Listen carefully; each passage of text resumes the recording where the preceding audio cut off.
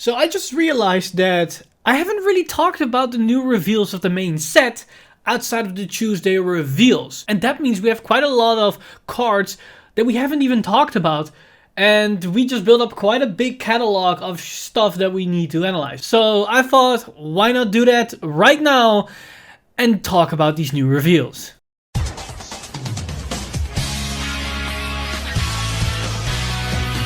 Stand up, Vanguard! Now, of course, most of the cards that have been revealed for the main set aren't really that formidable. Most of them are kind of generic or underwhelming to say the least. But some of the cards that have been revealed so far are actually kind of interesting in their own right, and at the same time, they paint a very interesting picture of a direction that Bushiroad is taking the game, at least for the first main booster set. So let's analyze these new cards, and we're gonna of course do it in the fashion of per nation. So let's start off with the cards that we got revealed for Dragon Empire. And for Dragon Empire, the first card that we're going to take a look at is a new grade 2, which is Dragritter Arvalis. And Arvalis has the ability Auto. When this unit is placed on the rearguard circle, cost Counter Blast 1 and Soul Blast 1, choose one of your opponent's grade 2 or greater rearguards and retire it. Now, this is nothing really special. It's at least a confirmation that we're going to get more retire for Dragon Empire, which makes sense as it's Dragon Empire. But for a retire skill, this is kind of overcosted. It's at the very least a different cost than we've seen on Verena, and it's also easier to attain than Verena. But still, a Counter Blast and Soul Blast for one retire isn't all that great. So there's that. Interesting enough, it isn't the only Dragritter, as we also have another grade 2, which is Dragritter Zafar, which has the ability Auto. When this unit intercepts, cost Soul Blast 1, and this unit gets shield plus 5k until the end of that battle. Again, not a very particular strong skill, and also not a new skill, as it is somewhat similar to the Dark States grade 2 Gear Chronicle unit that can get an additional 5k power in shield value. The only difference is that their cost is different. The Dark States one is a Counter Blast, this is Soul Blast, meaning this is way cheaper in regards to resources. But for this particular card, it specifically needs to intercept, which makes it way more vulnerable and also more restrictive, whereas the Dark States one can also be placed from hand or even be called from the drop zone or from the damage zone or wherever you might call it from, which makes that card a little bit better. Overall, still not a great grade 2, and probably just pack filler once we see the actual full release schedule for this set. Now, while we have this grade 2 train going, we have one more grade 2 for Dragon Empire, which is Stealth Rogue of Strife Fudomaru. And Fudomaru has the ability Auto Rearguard Circle. When this unit attack hits, cost discard a card from your hand and draw a card. So effectively an on-hit skill that cycles. Now overall, it's not the most exciting type of skill, but I do like this effect because it's free cycle. Yes, it's an on-hit effect, but very importantly here, it's on hit that also applies when hitting a rearguard. So there's more use cases for this card than your typical on-hit Vanguard skill. So there might actually be some scenarios where you can just smack into a rearguard and your opponent might not want to guard against that rearguard and then allow you to cycle and can give you potentially into your combo pieces that you might need for next turn or maybe even for that particular turn. So could be an interesting card. It's not the most powerful card, but definitely way more useful in my mind than the previous grade 2s that we just talked about. Now, for the final card for Dragon Empire, we've got a brand new grade 3 order card, which is Sunlight Punishment, and it's a normal order to clarify. And its ability is, play this with cost, if you have one or more cards, counterblast any number of those cards, choose one of your opponent's rearguards for each counterblast 1 paid for this cost and retire it. So the wording is kind of weird, but basically what this card allows you to do is just counterblast as many cards in your damage zone, and for each and every single counterblast that you paid, you can retire one of your opponent's units. Now, effectively, this is actually kind of a neat order card because it gives any archetype, whatever archetype you might play in Dragon Empire, the ability to retire as many units that you want. So if you need a field retire or a field nuke, you have that in this card, and it's kind of flexible because you can be used as pinpoint removal or maybe a front row removal or an entire back row removal or the entire field, depending on how many counterblasts you have and how many counterblasts you need for your playstyle or your archetype or your deck that can facilitate this card. Now the issue that I have with this card is that it's actually pretty overcosted for what it can do, because even if you use it as a 1-for-1 for one counterblast to retire one unit, you effectively are still discarding a card because it's an order card. And counterblast 1 and discard for a retire is not that great.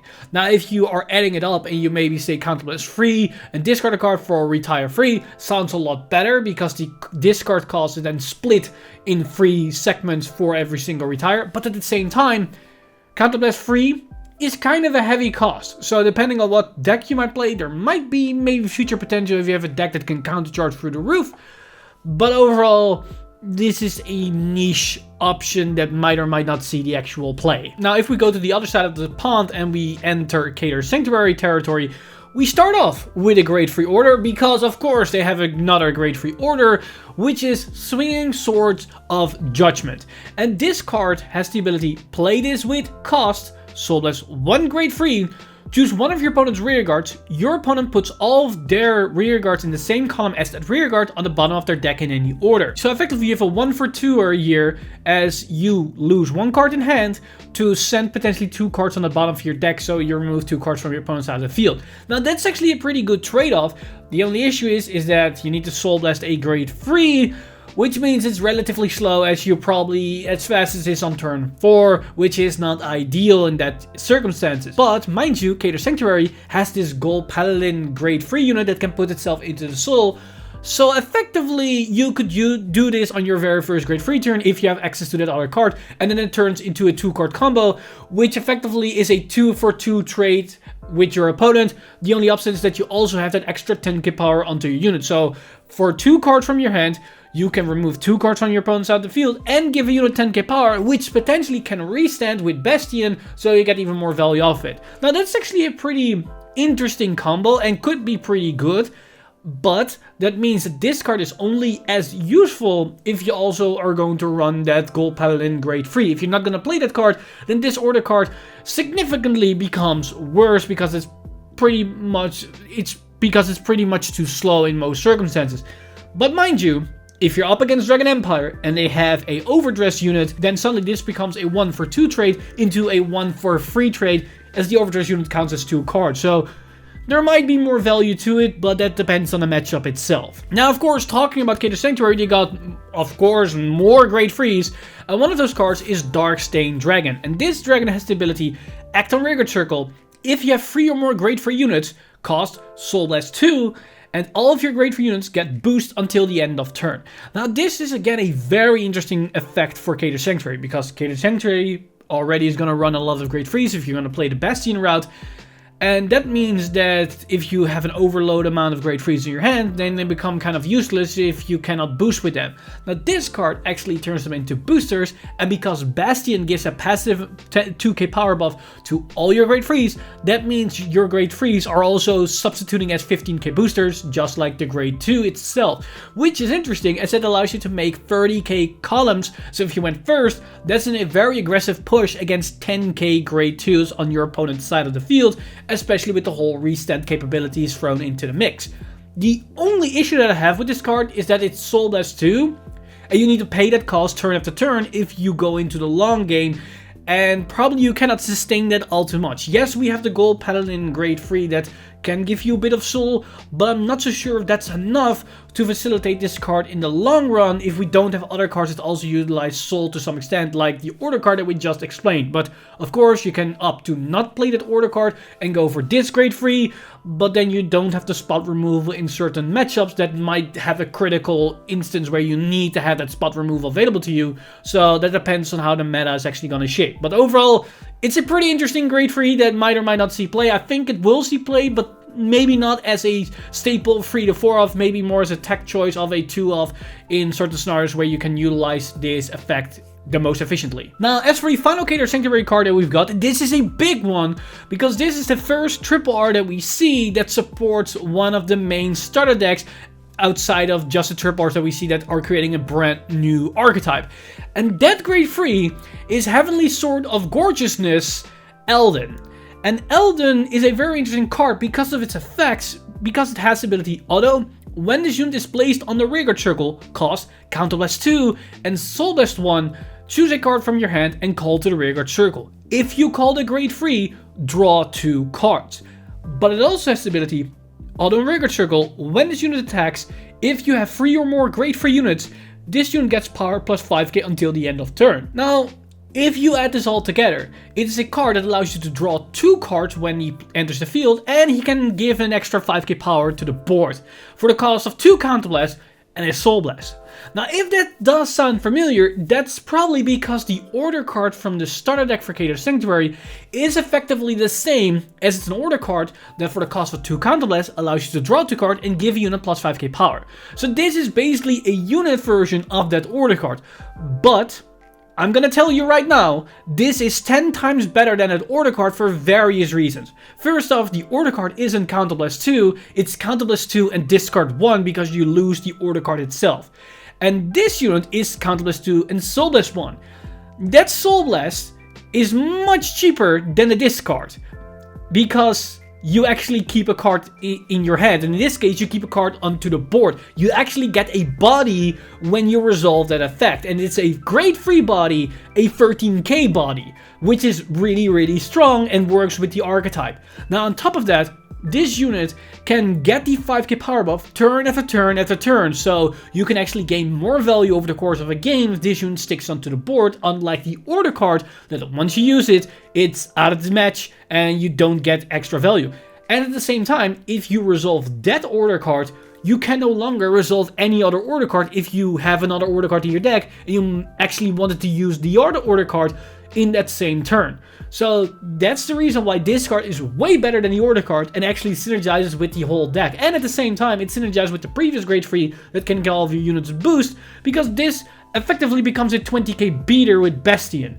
And it being a 20k beater without booster is actually pretty good, because if you went first, your opponent is still at 10k, so that actually hits a very nice number, and also hits over defense trigger without relying on any booster behind it, which could potentially be another grade 3 that's a 15k booster, which makes it a 35k column that's pretty easy to fulfill. So yeah, Eldon looks to be a very good support card for Bastion, probably the best grade 3 that we've seen so far. Now, if we go over to Dark States, we see a new grade 1, which is Direful Doll Simone. And Direful Doll Simone has the ability Auto Rearguard Circle. When this unit boosts, if your soul has 5 or more cards, cost Counterblast 1, and until the end of the battle, when your opponent would call cards from their hand, they must call 2 or more cards at the same time. So this is basically a Battle Dory effect that has the restriction that you need to have enough soul, and it costs a Counterblast. Kind of annoying to some extent, because it's a much harder Battle Dory effect than we used to in the V series. But actually, it works pretty good with what we've seen so far. It has the same condition as with Brufus, because Brufus needs to Soul Blast 5 cards, so the moment you can use Brufus, you can use this effect, and if this is the unit behind your Vanguard, you can give your Vanguard the Battle Door effect while your rearguards are multi-attacking at the same time, which is actually pretty decent. But this card could also work with the brand new Baron Magnus build, as that build of course have way more soul, and the very interesting aspect is that at grade 3 your main unit can potentially swing with extra high power and an extra critical. So giving it the Battle Door effect means that if they're gonna Sentinel it, they need to waste even more cards, thus having a better synergy with that build than potentially Brufus, as Brufus... Wait, did I say Brufus? I didn't mean Brufus, of course, I mean Violence Bruce, like... They're the same thing, but also not, but fine. Bruce, Violence Bruce. Of course, this effect does work with Violence Bruce, but it will give you less value as there's no crit pressure or higher base power, unlike what we see in the Barrel Magnus. So it's a nice tech card that can work for either build. But then we get to a very interesting grade 3 order for Dark States, because they got a new normal order, which is Crawl, you insects. And this order card has the ability, play this with cost Counterblast 1, Soul Charge 1, then choose one of your units and it gets power plus 10k until the end of turn for every 5 cards in your soul. If your soul has 10 or more cards, draw a card. So for 1 Counterblast in a discard, you Soul Charge the card, you can give a unit plus 10k power, or maybe more, it can be 10k, 20k, 30k, 40k, probably not more than that, but still a lot of power, and you can potentially draw a card. Now, this is actually a really good order, as for a Counterblast in a discard, you can potentially draw a card back, and then for that Counterblast, you get a Soul Charge and a lot of power. And not just a 5k or 10k power, potentially 20, 30, or 40k, which is actually really good.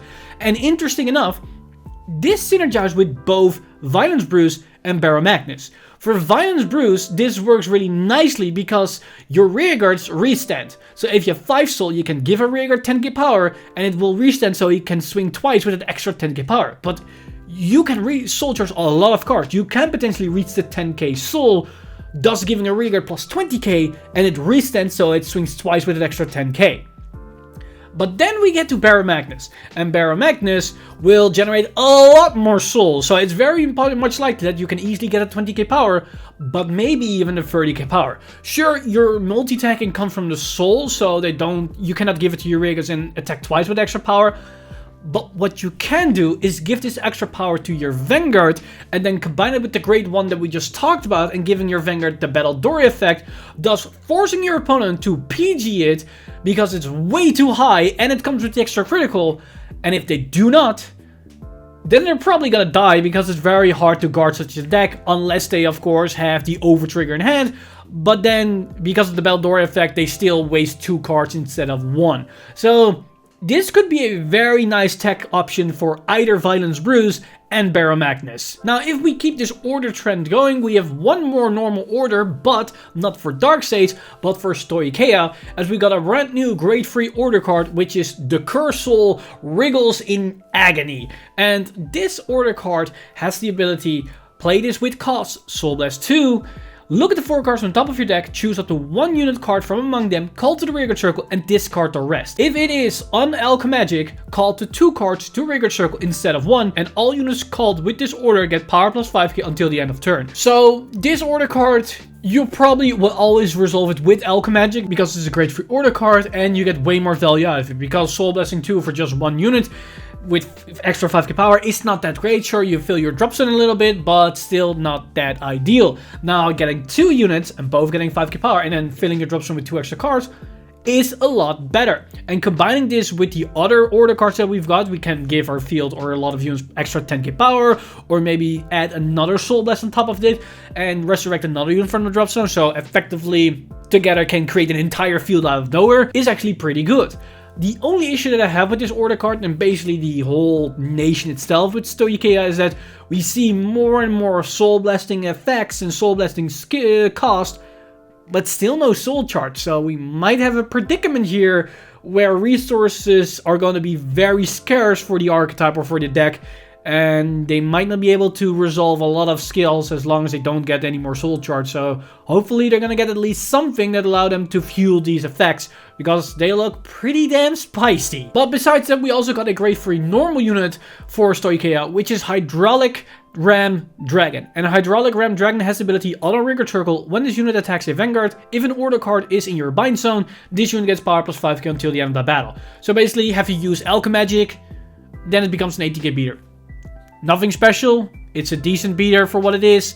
Could be a support card for now, but probably will be replaced once we get something better than this. Now, if we go to the final nation, which is of course Brandgate, we have once again a beater in the likes of this grade 2 Grapple External, which has the ability continues a rearguard circle. During the battle, this unit attacks. If an opponent's card is imprisoned in your prison, this unit gets power plus 5k. So a 15k beater if you have 1 card in your prison. Again, nothing really special, but it does the job, and it together with an 8k booster behind it is a nice 23k column. And with the 10k grade 1 from the starter deck, it's 25k, so hits a good number if you went first, and your opponent is still at 10k grade 2, so there are those options. Interesting enough, we finally have a non-grade 3 normal order card in these cards, as we have Causality Goes Crazy as I Will It. And this grade 2 order card has the ability, play with this, cost, soul this one, choose one of your Vanguards and it gets power plus 10k until the end of turn. So 1 soul for 10k power is decent. Probably a lot better than the counterblast one that we've seen a lot of the times. So I think it's fine, especially since that nation doesn't really use soul all that much, if I'm gonna be very honest, or at least not a lot of soul blasting skills are very powerful. And as soon as we see the Starvader unit on the artwork itself, it's very likely that we might see very strong Vanguard-centric abilities for that archetype, where then giving your Vanguard an extra 10k power might help you push for more pressure. And as seen as a grade 2 order card, you can use it on your turn 2 play. So could be interesting, but we have to wait and see how this will interact with the rest of the archetypes. So for now, it's decent, but not great. Now, for the final card that we're going to talk about today is a very interesting grade 3 support card, which is probably pretty good, which is Grana Road Fair Tiger, or Fair Tiger, I think. And its ability is act on the Rigger circle once a turn, costs Soul Blast 1, and this unit gets power plus 2k until the end of turn. Choose one of your opponent's front row rear guards and imprison it in your prison. This is actually really good because now we finally have once again a main phase ability that allows us to imprison our opponent's units turn after turn after turn together with our main grade 3. So now we can effectively imprison 3 cards every single turn for the cost of 1 Cosmos and 1 Soul. And this unit becomes a 15k beater, so once again we hit the magic number for 23k with an 8k booster, or 25k if we use the grade 1 from the starter deck, so we'll still hit for good decent pressure even if you went second or went first, which is really nice, especially since this deck really wants you to go first, as it allows you to apply that fast pressure that you want to do with all your units. So for me, looks pretty decent, but overall most of the reveals that we've seen so far are kind of whatever, kind of generic. There are some interesting cards that open up very interesting potential for future reveals, especially with the Cater Sanctuary with the first triple R for the starter deck, but still not a lot to go from as we're still in the starting position of the reveals for the set itself. I think give it 1 or 2 more weeks before we actually start to see the finalized units and the main gameplays and the main combos, and we can actually start to shape the main new updated decks of the starter deck as well as the main decks from the set itself. Now, the only thing that I find interesting of these reveals is the sheer amount of order cards that we've seen. In this video alone, I already talked, I believe about 4 or 5 normal order cards, from which ironically most of them are grade 3s, but outside of that, we also had the order cards from the new Stoicheia archetype that already had 2 separate order cards on their own, and we have the 5 order cards of the starter decks themselves.